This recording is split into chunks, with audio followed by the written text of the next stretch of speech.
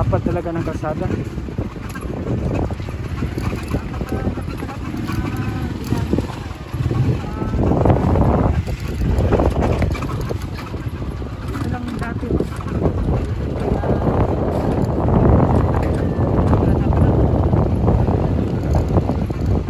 Yan, nag-umpisa na sila dito Tans.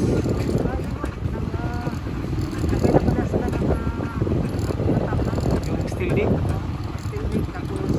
Yung parang ram, ano niya, diaphragm. So ito na yung abutment mga kapatid, no?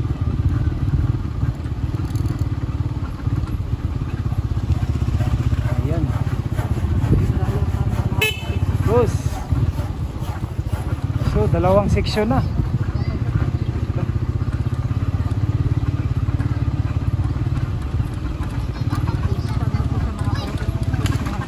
Ay kitog dulit tong diba?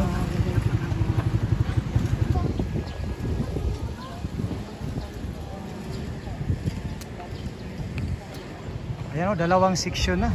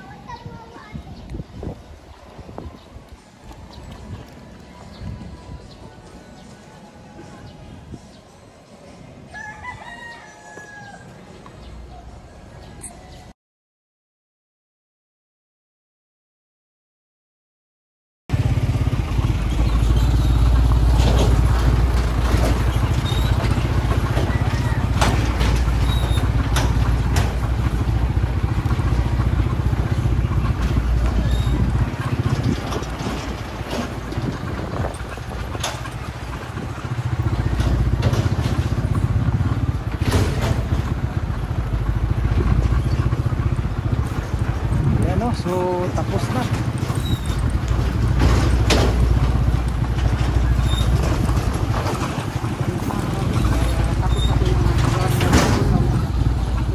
Lagyan na lang ng pulong.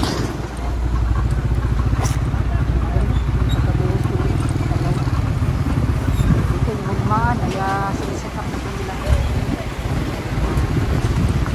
Malagyan na.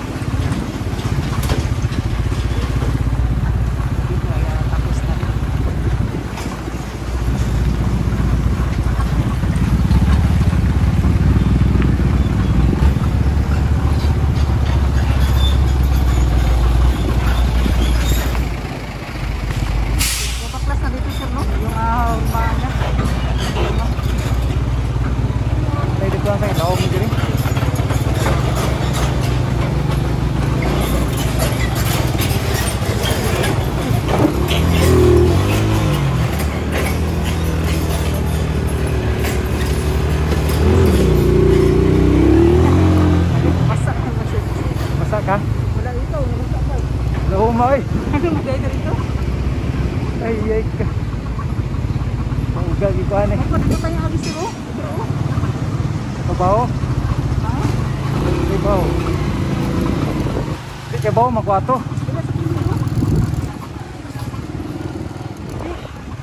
Basa. Nabasa ka wala? Wala ko nikuan ko. Okay ra ka. Ah, okay. So, now dali na. So, dito mo. Bago sa kunsya.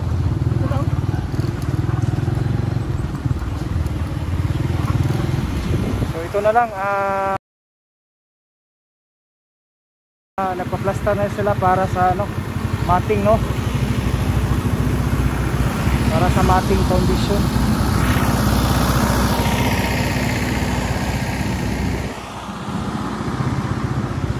Sa agad dito tayo. So agad ang dahilan na dito tayo. Kaya binakadre sa stoplight, wala siya ibutang, wala na ibutang isa. So ayan, no, nakita natin yung nadaanan natin. Basang-basa tayo, Tito Tans. Okay rin, ang klaro sir. Oo, basang-basa kami yun dahil na malalim pala yung ano. Daanan doon. Naku, sige lang para makapag-update tayo. So ayan, nakita natin mga kapatid, sa nadaanan natin may ginagawa silang dalawang kulong, no, for buhos. Tapos yung isang poste, popormahan na lang nila ng column. So pagbalik natin dito, itong dalawang column talagang mabubuhusan na yan. At saka may isang poste pa doon na kailangan nila lagyan ng bakal para sa forma ng kanilang column. At saka ito na yung lalagyan nila ng next na mating para maitayo dito yung isang poste. Ayan, so ito nire-ready na nila itong precast nila, no, para sa mating foundation. Ayan, nakikita natin. So ayan, no, nakita natin. So ito na yung ready. Yun, mga poste yan na nakabaon talaga sa ilalim. Tinatawag yan na pier o 12 board pile yan. So yung mga bakal i-splice nila yan sa mating foundation nila. At saka tatayo yung poste dito sa gitna. So yan, no, nakita natin magiging katulad dyan doon sa yun, forma doon. So ito, pagbalik natin dito, talagang maporma na ito, magkaroon na ito ng mating foundation. At the same time yung poste na patayo dyan para sa viaduct. Ayan, no? So dito may isang poste dito. Ayan, no? Ito, huhukayin pa nila itong pangalan dito, itong 12 board pile. So 12 yan, talagang yun ang keep hold, no, sa mating foundation. So i-iskabit nila yan katulad doon, no, magiging ganito. So huhukayin pa nila yan. So pagbalik natin baka huhukayin na ito sa next update natin. Ayan mga kapatid, no. So sobrang init talaga ngayon, no, kaya para ma-update natin talaga itong project na ito. So dito may isang poste dito, itong island dito. Ayan, so yan, no, nakaano pa itong double light. Talagang bago sila magsimula dito, kukunin talaga itong poste kasi delikado, may kuryente. Ayan. So pupunta tayo mamaya doon sa dugtong. Ayan, nakita natin. Ayan.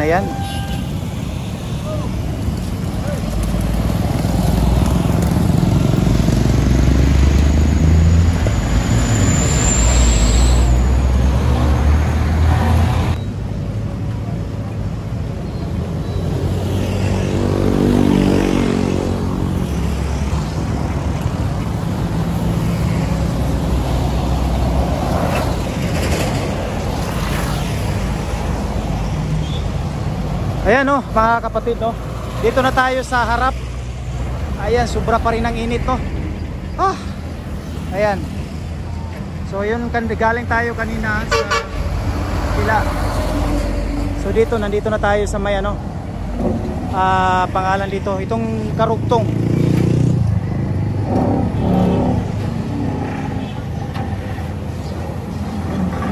Kalot na dia, boss, para sa poste na.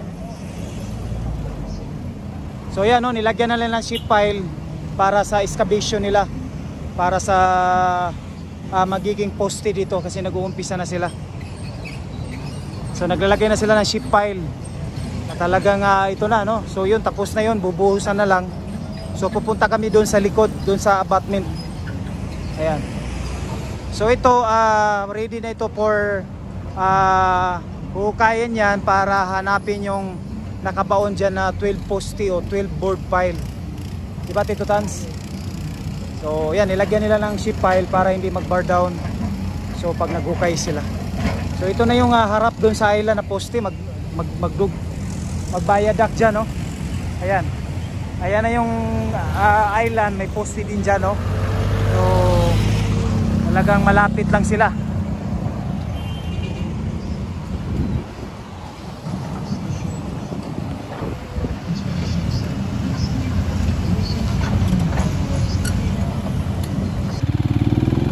Ayan, no, nandito na kami sa may dugtong, no, ng Viaduct Ulas project. Kabilang side sa apartment man yan.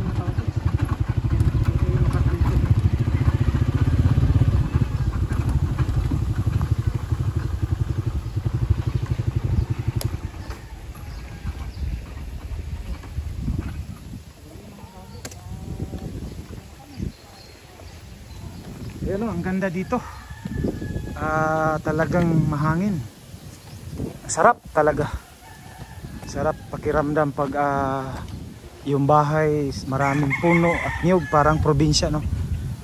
Ayan, no? Sarap dito. Grabe sa init. So ito na yung kabilang side, no? Itong karugtong, no? Ng Bayadak. Ayan, may kamunggay dito. Ayan. So ayan, tuloy-tuloy pa rin tayo. Kasama natin si Tito Tans. Shoutout Tito Tans. Ayan. So pupunta kami dito. Mga ano na lang dito Tito Tans, mga 6-5 poste siguro dito. No? Kasi 18 poste man lahat. Pero 6 na lang, no? O 6 na lang. So pupuntahan namin doon. So ito, last time nandito pa yung tawag ito, itong poste para sa board pile. So ngayon nakaano na din doon, nadala na doon. So ibig sabihin nun, talagang may moving. Parang I think nilulunod na nila. Oh, dito ang abutment dito. Oh, dito abutment, oh, yan, oh. So ayan, no. Ayan.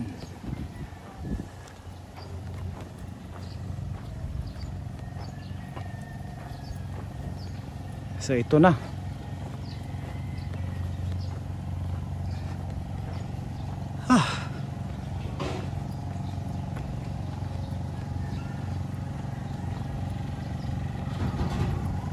So sa last vlog natin, no, dinitalye na natin ito.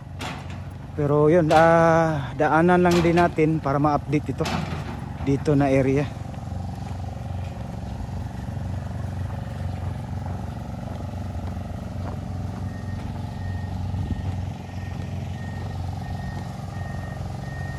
So nandun sa ating vlog, no, ilang post ito dito, no, nasa last vlog natin mga ano.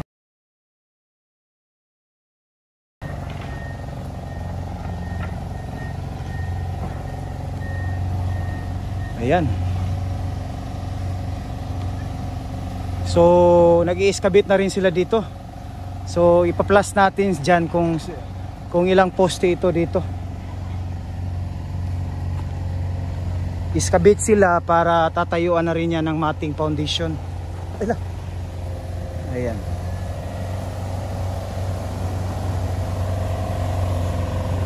So dito may poste din dito. But ipa-plus lang natin sa screen. Nakalimutan ko na kasi kung pang ilang poste ito. Basta sa unahan, abutment na yan. So dito, yan, inuhukay na nila. No, isa yon yung bubuhusan, nakita natin. May bakal na at saka yung dun sa may kalsada. Ilalagay lang natin sa screen kung ilang poste dito. So iniskabit nila para ready na yan for mating foundation para itatayo na nila, isisimula nila tatayo yung pangalan doon, yung poste ng bridge.